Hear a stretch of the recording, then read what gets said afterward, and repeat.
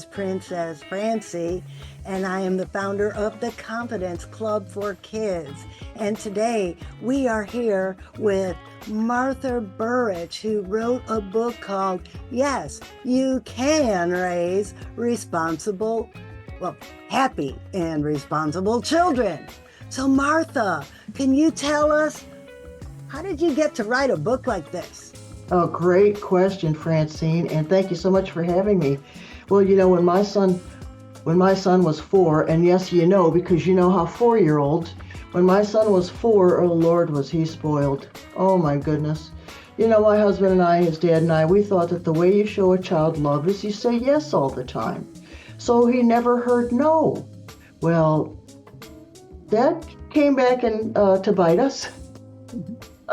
So I had to learn how to say no, and he had to learn how to accept no. And I'm telling you, Francine, that was a challenge, because children who don't hear no, their little brains get fried when finally someone says no and means it. Because I would say no, and he would, he didn't believe me. Why would he? Because I always changed it. I always change it to yes. So when I finally put my foot down, that poor child. So it was tough. So, your children have tantrums and they go on and on and on and they pester you until you say yes. Yes, I taught him. We taught him to pester us because we would change the no to a yes. So that's my very first tip. Parents, when you think long and hard. When you say no, you better mean it, because otherwise you're gonna suffer. Because we did. But you know what? This is what I put in my book. Yes, you can raise happy, responsible children. Everything that I learned that totally turned my son around in 6 weeks. He became a wonderful, pleasant child. He's grown now. He has his own business. He became a lovely person, just a nice young man. And all because I used the techniques that I put in the book. 6 weeks. Can you give us just one little teaser of what they'll find in your book? Definitely. And in fact, a friend of mine told me that she gave this tip. She said, listen, this is a tip from Martha's book, Yes, You Can Raise Responsible Children. This one was a kindergarten teacher, and she said, oh my goodness, this class is out of control. I don't know what I'm going to do. She goes, why don't you try this tip that I got from Martha's book? What you do is, rather than tell the children what you don't want, stop running, tell them what you do want. Walk. So she gave just that tip. A week later, the kindergarten teacher came back and said, I have an entire different classroom. That's amazing. Oh my God, just one simple, and what I like to call that mindset shifts. That's right. And let me give you the example at the grocery store. You go to the grocery store, first off, before you go anywhere, prepare the child. Look, we're going here. Here's what I expect of you. I need to see you at the grocery store. You need to see me. If you turn around and you don't see me, we got a problem. That means you're going to sit in the cart.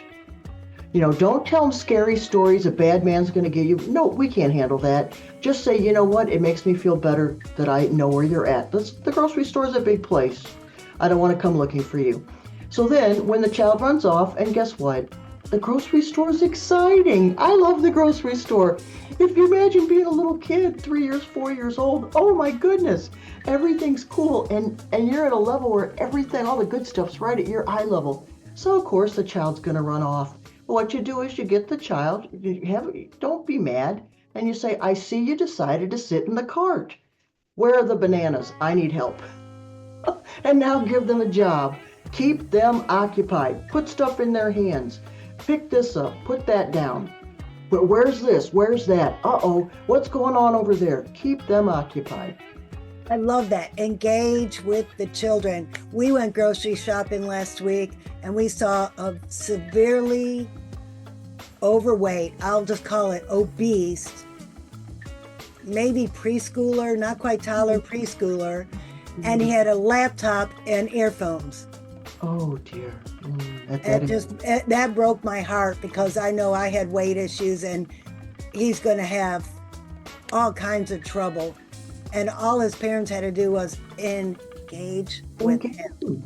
Have him walk next to you, hold his hand, go get this, get that, reach out for this, show me that. Exactly. Yeah, and that's a whole nother show, Francine. right? Computers and electronic devices. Exactly. We didn't have that growing up. That's And right. that's going to lead to my next question is how or what changes have parents faced today that, they didn't have to worry about when we were growing up? Yeah, it's a whole new ball game. It's a whole new ball game. Nowadays you give a 4-month-old a device. From the time they can hold something, even before that, they've got a device in front of them. They're constantly being entertained. They aren't engaging their brains, and they have not learned boredom. So I really recommend you stop that right now. Do not keep giving your children entertainment if you're driving in the car. Do not turn the movies on, etc. Engage the child. What's going on outside? Show me, where are the trees? Why is there a stop sign here? What's the dog barking about? What do you think he's barking about? What could be going on there? Show me when you see a white car. Keep them engaged, because what's happening is they are not learning how to handle their boredom, how to handle their disappointment, how to handle anything, and they're becoming drug addicts and alcoholics, and they don't know how to say no to themselves. They expect constant entertainment. Then the next thing you know, they're getting into things that they shouldn't, because their dopamine receptors. Thousands and thousands of people are paid to get us addicted to social medias, to entertainment, to TikTok, Facebook, movies, commercials.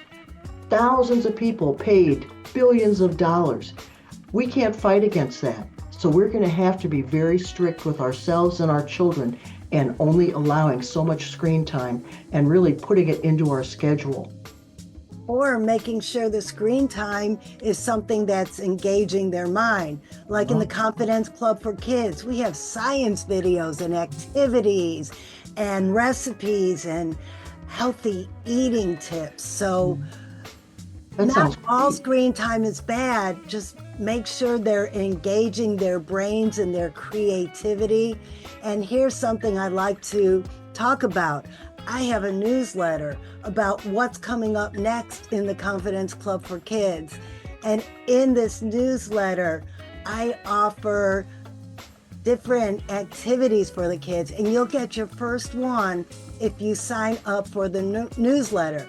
The first activity is a few emails with a download on helping your child create their own superhero. What kind of superhero would they want to be? Get those creative juices flowing. Do they want a cape? Do they want to fly?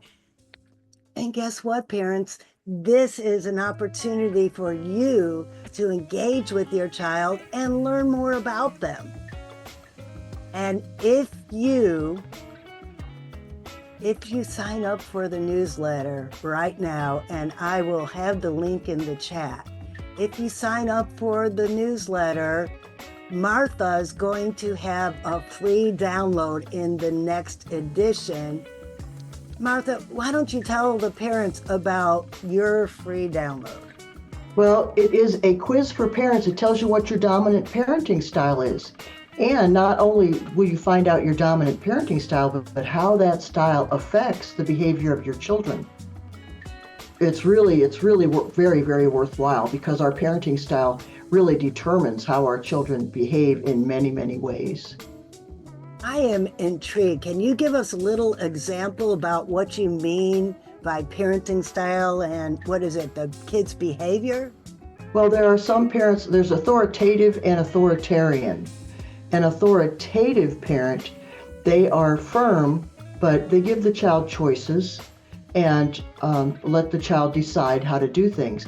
Whereas authoritarian parent, they are pretty much my way or the highway. So that's two styles right there. Then there's the parent that, well, honey, whatever you want to do is fine with me. That's called the laissez-faire parent. And then there's, or the permissive parent. And then there's, they call it the neglectful parent, but it's really a parent who's totally uninvolved in their children's lives. But, we all have a little bit of each of them, but one or the other is more dominant. Well, if you're listening to Parents Talk with us right now, you're probably not an uninvolved parent. Right. So Yeah, you have, that's probably our problem, and a lot of times we're too involved. Yeah. I could see that, yes. So you have a Facebook group for parents, don't you? Can you tell parents how to find you? Yes, I'm on Facebook, Martha Burich, and my Facebook group is Mastering Child Behavior. And I've got all kinds of good resources and videos on there for parents. I have one video of, I think it's the parents with their young children in a hotel lobby. Those children are just making mincemeat out of that place. And I give a few suggestions of how the parents could have changed that completely. And I don't believe in harming my children, so I would never hit a child or say anything mean or negative to a child because that's way too damaging. But when we have firm limits and when we do what we say and say what we do, the child learns that, yes, you know what, when my mom or dad says no, they mean it, and I need to behave. Just like you said at the beginning, no means no, and you have to learn how to mean it when you say it. I have seen so many, well, we don't have human children, but we have dogs, and I think it's so funny. My husband will say no, and then, oh, that's okay. Here, have a cookie. Oops. Maybe it's a good thing we don't have kids because they would be the most spoiled, rotten little brats you could have ever imagined. But I could imagine how hard it is for parents now when the kids see all their friends. That's a whole nother game, Francine, a whole nother game. Mm-hmm. Yeah, the kids go to school. Well, Sally gets to, and I remember my parents used to say, yeah, but Sally doesn't live in my house. Yeah, and I don't know Sally's parents, and maybe Sally gets to, but why? Why? Maybe Sally doesn't have the parents that are supportive. Maybe Sally's parents let her do it because they're those non-involved parents. Right. Or we don't know what's going on in that family. Maybe something's going on in that family that we don't know about and they need support. So just because Sally's not getting the attention that you get right now and the involvement, there could be something else going on. So yeah, that's always, well, they get to do it. I don't get to do it. How come they get to do it? Well, I don't know. Let's go over there and meet them and find out. I realized some of the things that I didn't do as a kid, I can now thank my parents for not letting me do it because we had game night at home instead. Mm-hmm. And all my friends who went out and did what I wanted to got in trouble. Right. Well, Francine, I taught special education, high school, for 16 years. And one of my students came to me and she goes, Miss Burich, we have parties after school a lot because most of the parents aren't home.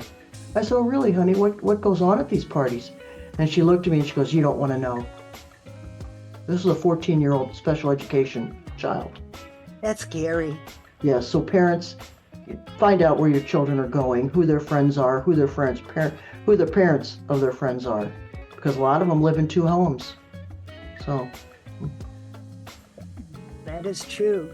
Well, Martha, you've given us all a lot of stuff to think about and some really great resources to use to learn more about how you can support your children more effectively. Do you have a last golden nugget to share with parents? Yes, one day at a time. Don't worry about yesterday. If you did something that you shouldn't have yesterday, apologize and make up for it. Make restitution. Tomorrow's not here yet. Just do what you can do today. It's all going to work out. I love that. That's one attitude that changed my whole life because I was a stressor. I stressed over everything that could happen, everything that might happen, and I got that from my mother. And I have learned that I cannot worry about something I have no control over and something that might not even happen. That's right. Well, thank you so much for coming on Parents Talk. And I think there was one time you told me that's a whole nother conversation. I'll love to have you back again sometime, and we will talk about that conversation later. So parents, stay tuned. Martha will be back, hopefully. Go ahead and put something in the comments if you have a question for Martha that we can answer in another episode. For now, bye from Parents Talk. Thanks, Francine.